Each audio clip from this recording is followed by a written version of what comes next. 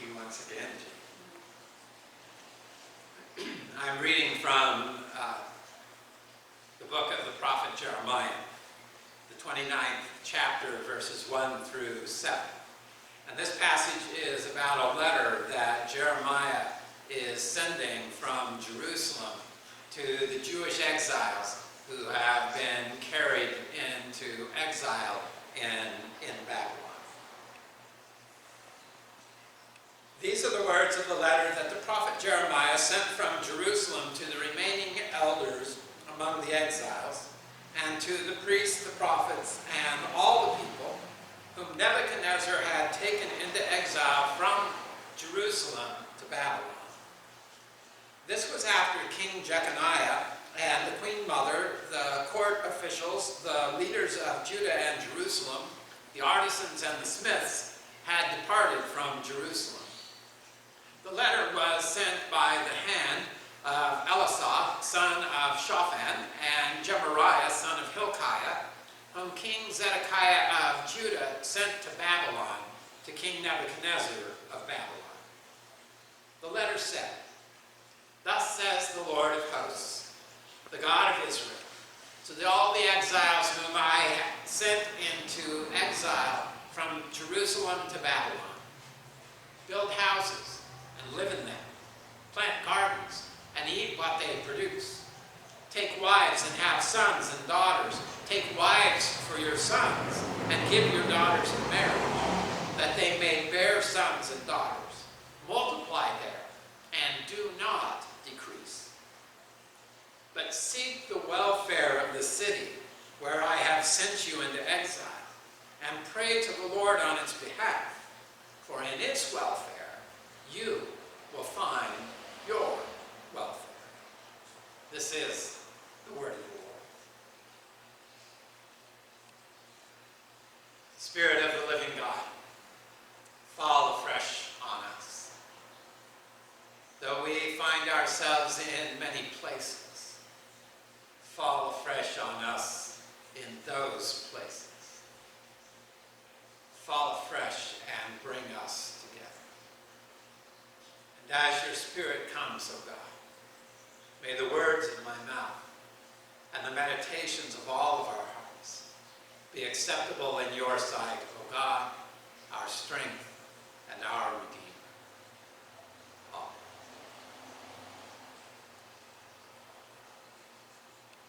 We cherish those words by Thomas Jefferson found in the Declaration of Independence. We hold these truths to be self-evident, that all men are created equal, that they are endowed by their Creator with certain unalienable rights, that among these are life, liberty, and the pursuit of happiness. Those words tell us that each of us as individuals matter. We are created by God, and therefore we possess a certain dignity, a certain value, and are rightly accorded certain rights and freedoms.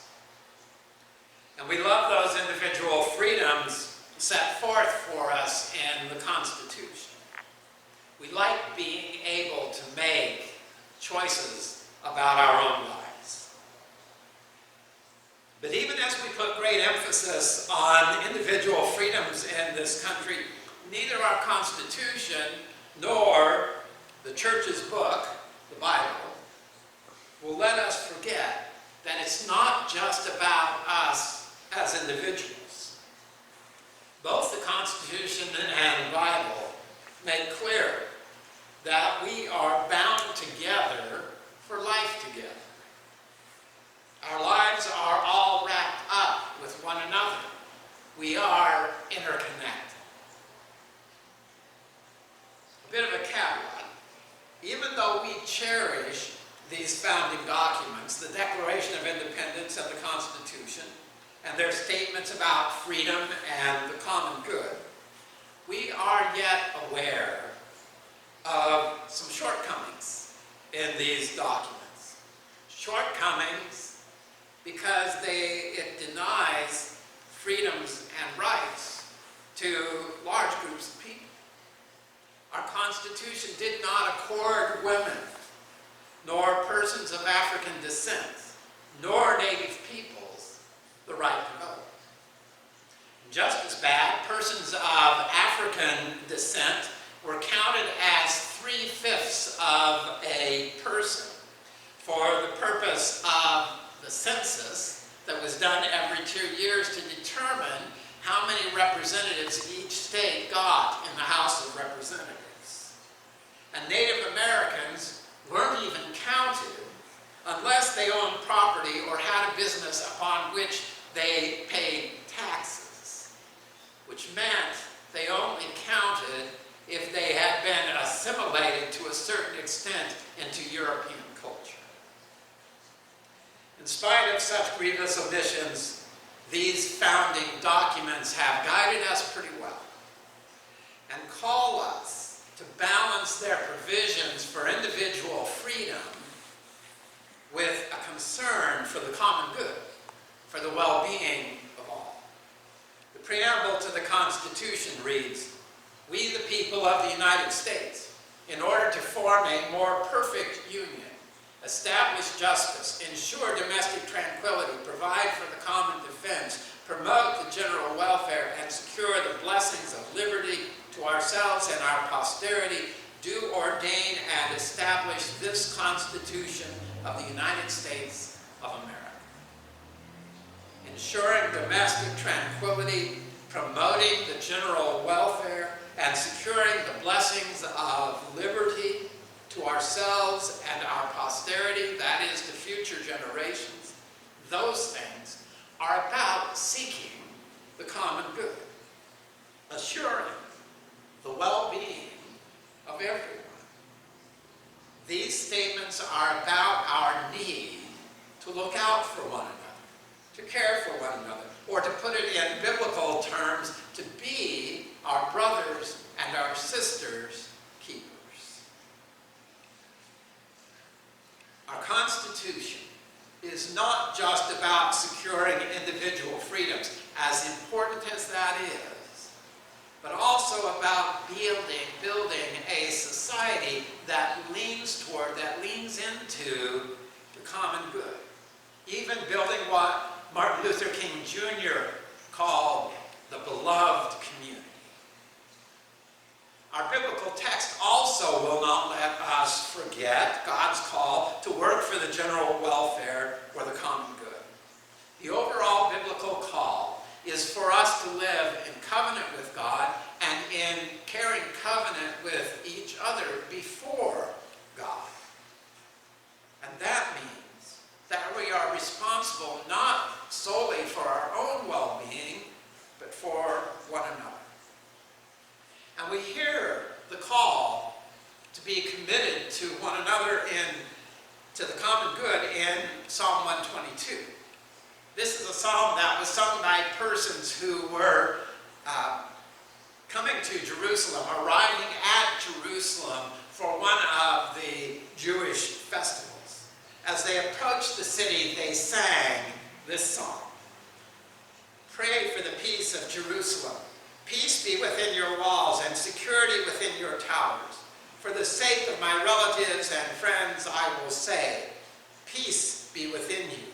For the sake of the house of the Lord our God, I will seek your good."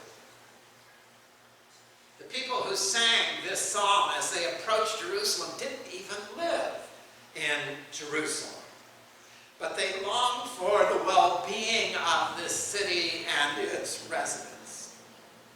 And the peace they prayed for didn't just mean freedom from war, but it meant shalom. And shalom is the Hebrew word meaning wholeness and healing and well-being in every aspect of life. They wanted Jerusalem and the people who lived within it healed of everything that plagued it. They wanted Jerusalem to be a place where people thrived.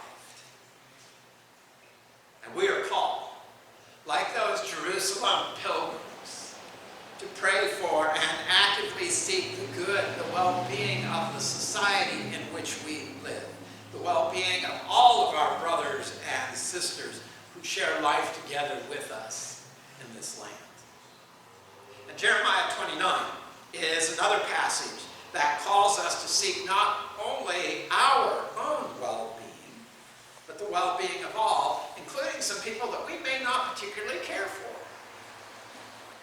This passage concerns a letter, as I said earlier, that Jeremiah sent from Jerusalem to the Jews who had been exiled in Babylon after the Babylonian armies had conquered Judah and Jerusalem in 586 BCE.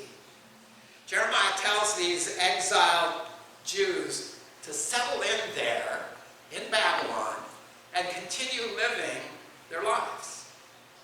And verse 7 is especially profound as the prophet, speaking the message of God, tells his exiled friends, "Seek the welfare of the city where I have sent you into exile, and pray for the Lord on its behalf.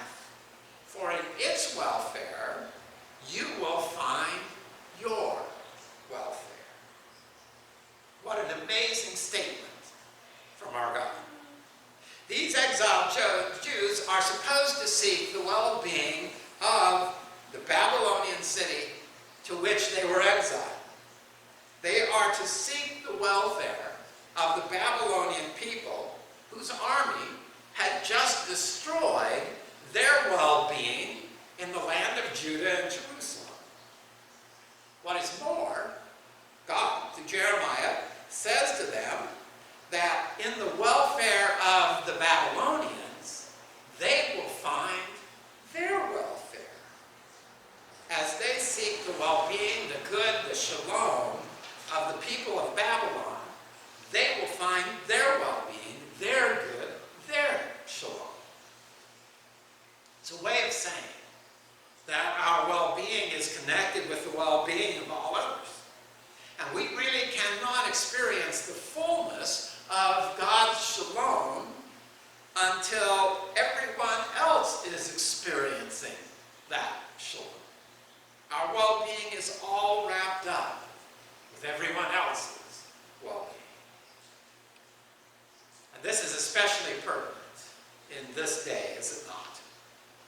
We have once again been reminded of the way that racism ravages the lives of so many black and brown people, so many among our ethnic communities. Those of us who are white may not notice racism's effect on our lives, but according to Jeremiah, until every person of color experiences God's shalom as they live their lives free of the effects of racism, until that time, all of us are missing out on the fullness of shalom that God seeks to give.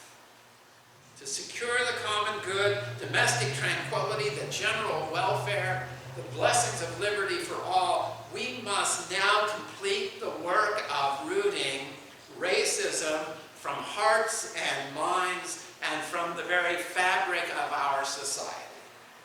It must be done, and the time is now.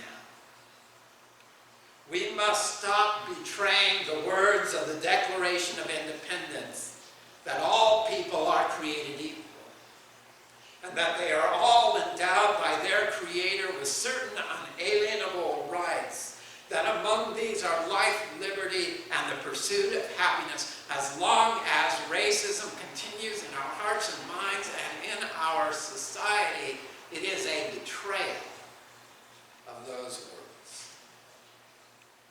And in this time of COVID-19, even if we are not sick, even if we've not lost income, our experience of shalom and well-being is diminished as others suffer the effects of this pandemic.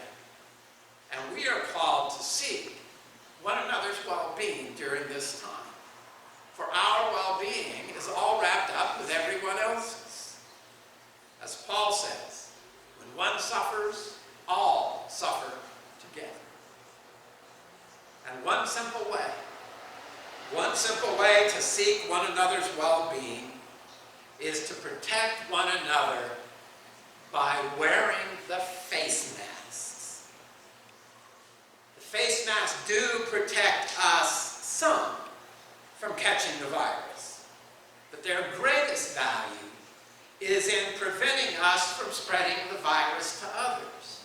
I'm sure you know by now that between 20 and 40% of the people who have this virus and are contagious, between 20 and 40% of them never have any symptoms, and yet they are contagious and they can spread it to others. And they can do, and even people who are going to get sick with it are contagious for 2 to 7 days before they even have any symptoms, before they know they have it.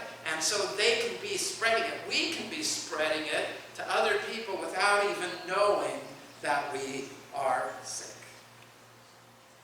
So I wear a mask to protect you.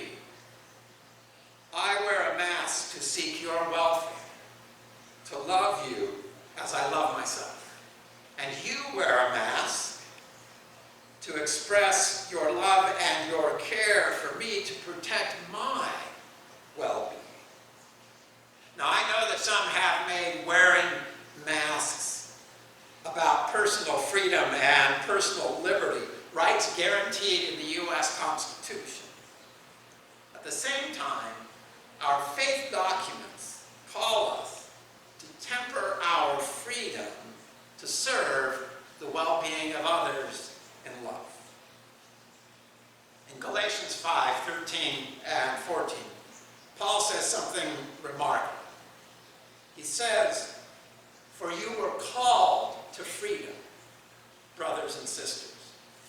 Only do not use your freedom as an opportunity for self-indulgence, but through love become slaves to one another. For the whole law is summed up in a single saying, you shall love your neighbor as you love yourself." You and I are called to freedom. And we regard that individual liberty as a precious gift. But taking that gift and making it just about ourselves is contrary to the way of Jesus. Paul says something very strange. After affirming our freedom in Christ, he says that we need to be careful not to let that freedom become a staging ground for a life of selfishness, for a life of self-centeredness, of self-indulgence, in which we make life all about ourselves. Then he says, as free people, we ought to, through love, become slaves of one another. Now that seems like just the opposite of what he has said earlier, that we were called to freedom, and now he's saying to be slaves of one another. Paul is saying, however, that we ought to use our freedom to serve in love one another, to seek the well-being of others with as much energy as we seek our own well-being. And in doing that, we will experience freedom even better than the freedom of self-indulgence. So as free people, we can choose not to wear masks. But because love of one another, love of neighbor, is the sum total of what God asks of us, we choose to set aside our freedom and wear the mask because it is an act of love. An act seeking the well-being, the shalom of our brothers and sisters. And it is an act of love that matters. Health experts estimate that wearing masks prevented 77,000 infections in Italy and 66,000 infections in New York. South Korea, last I saw, has only about 300 deaths from COVID-19, and it's because they are willing to wear masks. It's an act of love. A simple act seeking the welfare of our sisters and brothers and neighbors. as we celebrate this 4th of July weekend, the 244th anniversary of the Declaration of Independence, may we once again lay hold of those self-evident truths that all are created equal and are meant for life, liberty, and the pursuit of happiness. May we once again affirm and pledge to live into the vision of the preamble of the Constitution about establishing justice, ensuring domestic tranquility, promoting the general welfare, and securing the blessings of liberty to ourselves, our neighbors, and those generations that will follow. And may we especially hear those words of Scripture, calling us to seek the welfare, the good of all, the call to use our freedom to actively love all of God's beloved children. Our good and gracious God, we do thank you for the gift of freedom, for the gift of freedom that we find in Jesus Christ, and for the gift of freedom that we have found as we live our lives in this